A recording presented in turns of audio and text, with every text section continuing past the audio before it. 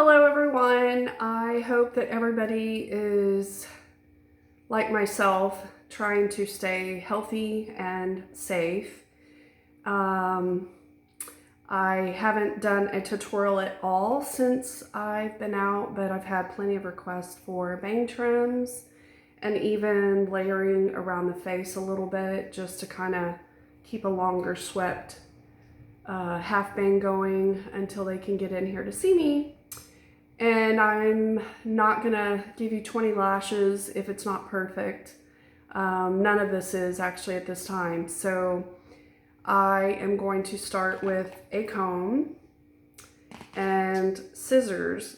So these of course are hair scissors, but you might have a pair of sewing scissors or craft scissors, anything that's really sharp. You don't want to have a pair of scissors that are going to flip and bend the hair because that will be a little harder to cut. So this is my first time to do a tutorial, so forgive me if I say a lot. Anyway, so for a lot of y'all, like myself, finer hair, thicker hair, it doesn't matter. I have already pre-cut y'all some bangs. So what I'm doing right now is kind of just blending everything and letting it fall forward. Whether your bangs are up here or your length that swept over goes behind your ear, falls way down here. Still kind of just find a neutral part. Doesn't have to be perfect, but let your hair fall forward. And then little by little, tuck your length behind your ears. And that helps to dig out all the shorter ones that are the ones that actually need to be cut, which were your original bangs. So if you grab a big chunk of hair and your hair is only, try and master that, say that long, and you've got a piece like that in it, obviously pull that piece out because that wasn't an original part of your bangs. So if your bangs are, to your nose, and that's kind of all the way across, either way, still pull them to the middle together like that, like so. I know it looks like a loop because my hair's longer, but you get the general, hopefully, idea. And what you'll want to do is hold it out in front of you like that. And that little hair that's down here, let me get a better grasp on it, there. That little bit of hair that's down here, you don't want to take that much of it and just chop it off. And you certainly don't want to cut up here. You want, if you cut up here, you're going to end up with bangs way up here. And that's not, that's not what we're going for. So we'll start with the longer, for everybody that has longer.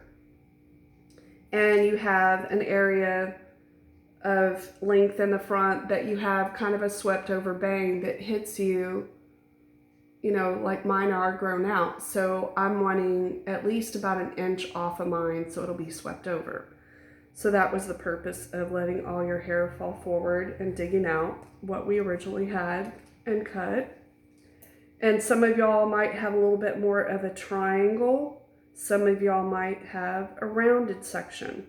So either way, it doesn't matter.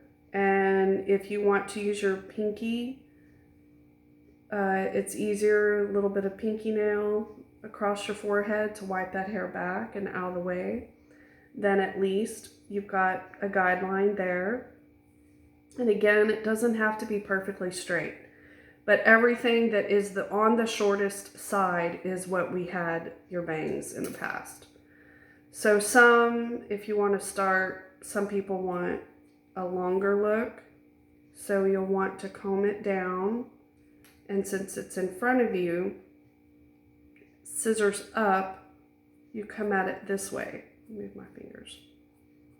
If you cut straight across, you might have a chop mark. We don't want that look, so we always texturize the ends as we're cutting. So almost like a point cut to where they're a little on the jaggedy side, a fringe. And the safer side of cutting is not to cut it straight even with your finger or cut too close to your fingers, because for one, you'll cut your finger because you're not a professional, even if you are sometimes. We cut our fingers. So you'll want to stay at least 1/4 an inch or even just a little bit less than that away from your fingertips so you don't cut it. So now that for me, I can have that as a swept over look and blends, excuse me, and blends in with this. The other is, I can go back. Again, I'm going to do it without my comb. I'm going to have it. And I'm going to grab my hair again as if those were the bangs. And again, it doesn't have to be perfect, but that's all the hair that I keep as my swept over bang. So another trick is, so see there, I've got hair right here longer than that right there. So actually I messed up on my parting. So that's a perfect example. So I will go back in, just take out a little bit more of that to where I again just have the original section I first cut. And tuck it behind your ears. And if your hair is not that long to reach behind your ears, say you have a bob or something, you could always use clips. Even the clips like this is totally fine. Just pull it away from your hair like a barrette on both sides. I use these a lot of times too for when you're using your hot rollers. They're really good clips. I know that kind of looks funny, but oh well. So back to the hair on the bangs. So if you're somebody that has a little bit more of a shorter to where it's at your jaw and it's now grown down to here, I'm sorry, your cheek, wrong bone, your cheek and then your jawbone. So if your hair originally was here, then that's where you can also use your lips as a guide. And if your area for a swept over bang was a lot thicker than mine, because mine is really fine, you can even go a little further back and or even a little further back. Anything that you comb forward, and a majority of them of your hair is that length, then that's what you want to cut. But don't go like pulling hair from way back here or way over here on the sides or anything from the front. We're working with only the bangs and a swept over bang right now. So if you don't have clips, let's go back to tucking behind your ears.